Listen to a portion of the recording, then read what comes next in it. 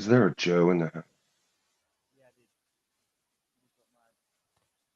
Yeah, dude, you just went live. We're good to go. Sweet. Are you ready to go?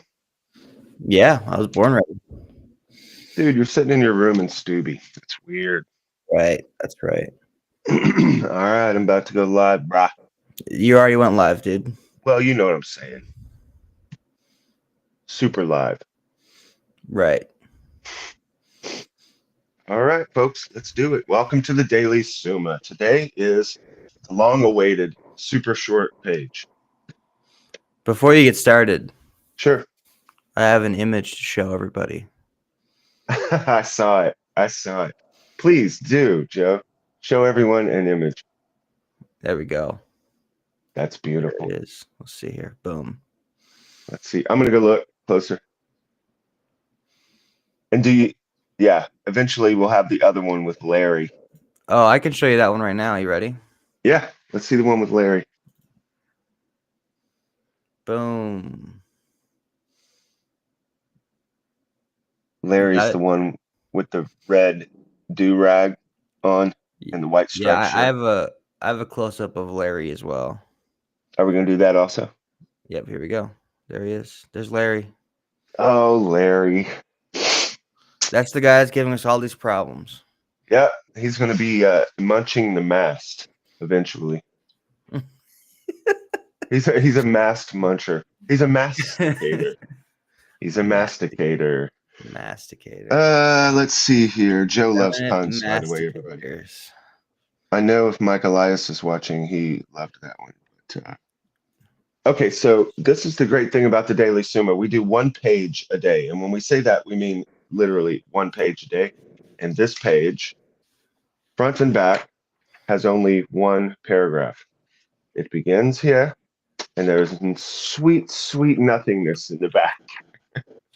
So this class will be very short, but I did write up a very quick synopsis of the 5 ways of Aquinas, and I'll read that through at the end, and then we'll get out of here and go about our day. Sound good to you, Joe? Yeah, before we get started, you should probably do some plugs and stuff. Like Like in for my our hair? no, like locals. Ladies and gentlemen, well, there's not really going to be a turning of the page. I just lost Monsieur Jean No, Baptiste. you can still turn the page. We'll do both. All right. This today's show is sponsored by Locals. You can go to, what is it, Joe? CraigKinsey.locals.com. GregKinsey.locals.com. Oh, and there's a new video up there too about Yep, it's this not a thing. barren wasteland anymore. Yep. And then that's it until the turning of the page. Yeah. I should say that, guys, you need to get on board with this Daily Summa.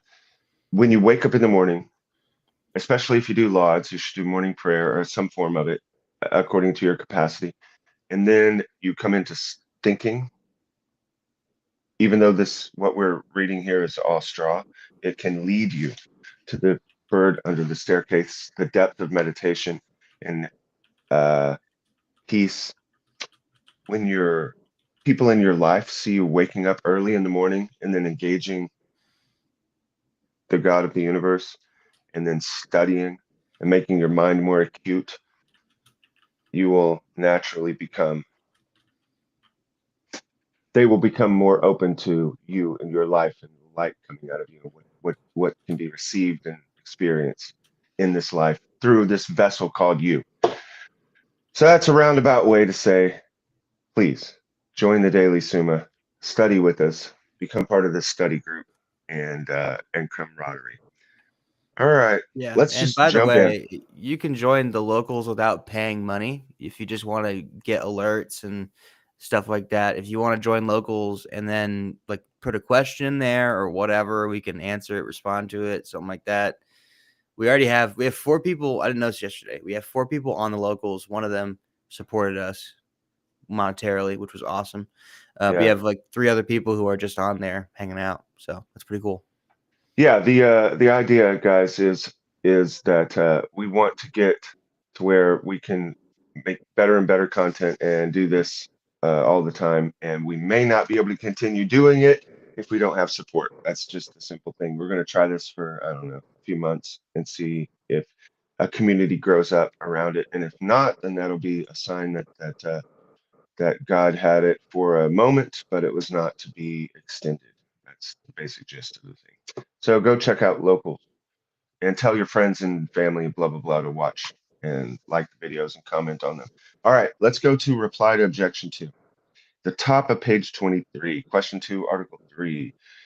Since nature works for a determinate end, the fancy Greek word is telos for the word end, determinate end under the direction of a higher agent, whatever is done by nature must needs be tracked back to God as to its first cause. So also whatever is done voluntarily must also be traced back to some higher cause other than human reason or will. Voluntarily means with volition, with your will, or any kind of will, the will of a dog, cat. Since these can change or fail, it must, okay, I kind of stopped the thought line there. So also whatever is done voluntarily must also be tracked back to some higher cause other than human reason or will, since these can change or fail. For all things that are changeable and capable of defect must be traced back to an immovable and self-necessary first principle, as shown in the body of the article. He's referring back to his earlier arguments.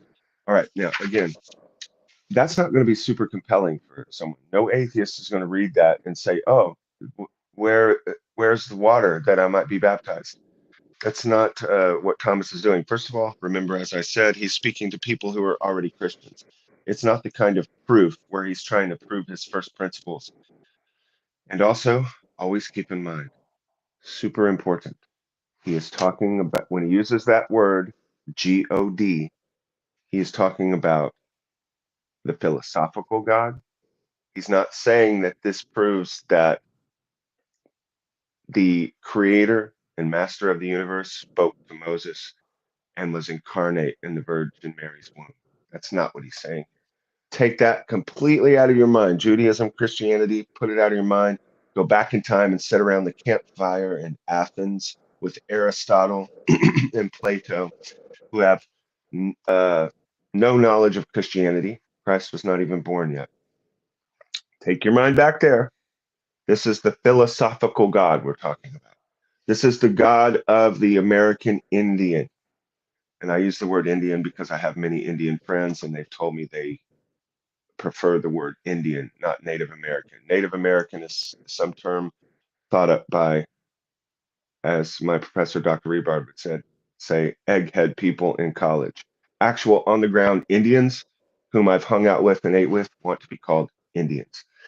So as the Indians in America had this concept or idea of a great spirit, that which created everything, or the Brahman, or whatever term is used all over the world and throughout all history, people have thought there must be something. I didn't do all this. There must be something. And that thing, whatever it is commonly referred to as God. So remember, we're not talking about the Christian God here. We're talking about the philosophical God. And also, very important, when Thomas, in this context, uses the word God, and what Aristotle uses the word God, we're talking about a mystery by induction, just like a mystery novel. When you read Sherlock Holmes, you see some effects, and then you watch Holmes gradually lead back to a necessary cause. And that's what's happening here, folks. If you grasp those two things, you'll have a very good head start, and you won't make idiot statements like I hear quite often on videos against Thomas's way or against God. Remember what the etymology of the word idiot is. It's a Greek word, the root being idios, which means a private person, an individual. Someone, think of that. That's the etymology of idiot. If you're an idiot, you're someone who has ostracized or separated yourself from the great conversation that's been happening since Athens in the West, all the way down to Aquinas. Immanuel Kant, Heidegger, Descartes, down to Nietzsche. These guys are responding to this, what you're studying now. That's why it's so important. You'll hear things in movies, television shows, on the news that directly come from the philosophers' arguments over this. As Francis Schaeffer has said, things in the world change first from the philosopher who sits around and comes up with a new idea or a new way of explaining being and reality. Then from the philosopher, it goes down to the artists. Artists like Bob Dylan, they read voraciously. Um, Paul McCartney, John Lennon, these guys all read the philosophers. These guys who are really good artists, not every artist, but guys who are really good artists. Picasso, he was trying to show philosophical ideas by cubism. So first philosopher, then the artists who know what's up are reading these things in these journals, and then they make art that represents what they've just, the worldview that they've just changed. And from the artists, it goes to the media. These people who don't read the philosophers, some of them do, of course. I'm speaking very generally, broad strokes. The media goes after the artists because they're glittery, and then they take those ideas already broken down, already degraded in the artist, because the artist isn't explaining it as clearly and with such precise language as the philosopher. The media takes the degraded thought of the philosopher that came to them through the artist, and then they disseminate that and they degrade it more. They take the ideas and they write them in their newspapers and nowadays TV shows. And then it goes into movies at a very degraded level. And then it goes out to the people. And there's been a great conversation going on through history, and it moves out to the masses through this line. But an idios, one who is separated, has separated himself from this great conversation. So they haven't followed the philosophical arguments from Athens down to Aquinas, down to Kant and Immanuel Kant, and why he was saying what he was saying, and why Nietzsche was saying what he was saying. They don't follow that conversation, so they are separated from the great conversation, idios. Please don't be an idios. Don't separate yourself. All right, again, this reading is a flyover. It's very, very limited. These things can be spoken about for ages, and they have been. But let's go to this little review of the 5 ways, and I'm just going to read it plain and boring. I'm going to start off with Joe. Remember yesterday when we went to the monastery and we met that priest and he talked about Father James Brent? Yep. Yep, awesome guy, and gave us a blessing for this Daily Summa. And he got us on a little thread of checking out James Brent, and I went and watched his video, and I love Yep. what he says, so I'm going to repeat it. About the Summa is all about the presence of God. Mm-hmm. The first part is about the presence of God in creation as an unmovable mover and all the ways in which he's present in creation. Part 2 of the Summa is the presence of God by grace in the souls of the just, those who come and try to find God and grope for him, how he works by grace as a gift in our souls. Part 3 is about the presence of God in Christ and his mystical body. How is God present in Christ, and how is Christ present in the church in his mystical body? And James Brent says the whole thing, the whole Summa, is just an extended meditation on the presence of God. That leads to the dove in the staircase.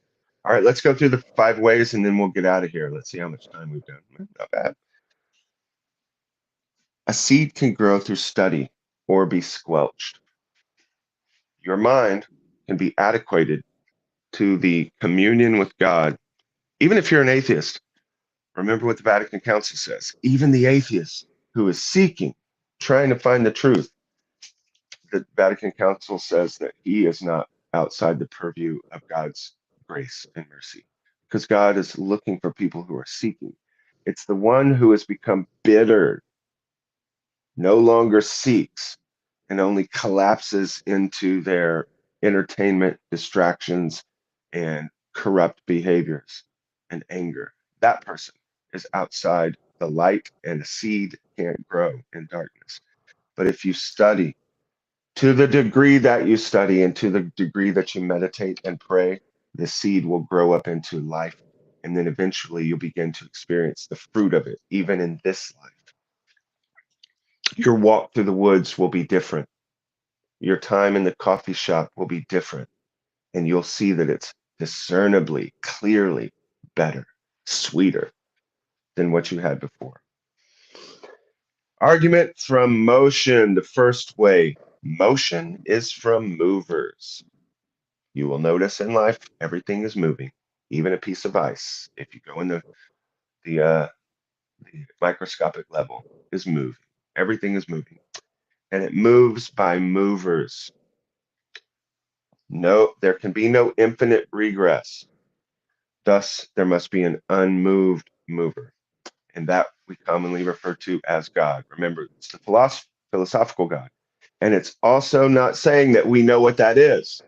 That's so important to understand. Just like a black hole, just like gravity, we know something's happening, but we don't know what it is. Do you, Mr. Jones? And that's what we're saying about this philosophical God.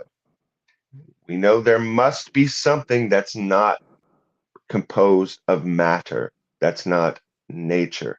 We don't know what it is. We don't know how it works. We don't know anything about it, but we do know some things by what we see because it is the initial cause of all these effects. The second way, argument from efficient cause. Everything observable has a cause. There must be no infinite, there's no infinite regress, so there must be an uncaused cause. It's important. Everything observable has a cause. Science is about observation and induction, perhaps deduction, from that which is observable. As soon as you leap from the unobserved, which is based on cause and effect, you've leaped out of science. Remember what this thing is saying, what Aristotle is saying, what Thomas is saying is that we have gone and observed cause and effect. And just like Sherlock Holmes, we've gone back and back and said that there must be something that is an uncaused cause, which means it's of a different sort of genus. It's not even a genus, it's being itself, but it has a different character than nature. The atheist scientist does the same thing, goes back, back, back, back, back, Big Bang, and says it's infinitely dense matter or something, but it's just not, they don't use that word God, but it's a mystery. The Christian, the philosopher like Aristotle, goes back, back, back, back, back, and says there's something, but he makes the more logical, rational exchange at that point. He says, the philosopher says, whatever this is, it's something that's not natural. The atheist goes back and says, it just happened. He stops giving natural causal explanations. That is unscientific. You can say, we don't know what it is, but it's not natural. It's not bound by these same laws of cause and effect, but we don't know what it is. The whole thing of Christians and Jews saying, well, whatever that thing is, it spoke to us. That's a completely different world. We're not in that world right now. That's a whole other discussion. All right, I'm already going on too long. The third way, argument from possibility and necessity. Contingency. Things exist that don't need to exist. They are contingent on other things. So there must be some non-contingent being. There's a cause and effect that's with this pen. This pen came from a factory and from a designer who'd made the pen. If that factory explodes, God forbid, if that designer dies, this pen doesn't poof out of being. That's one type of cause. I mean, that's one type of causation, efficient cause. There's another type of cause of this pen's existence, and that is that I'm holding it up right now.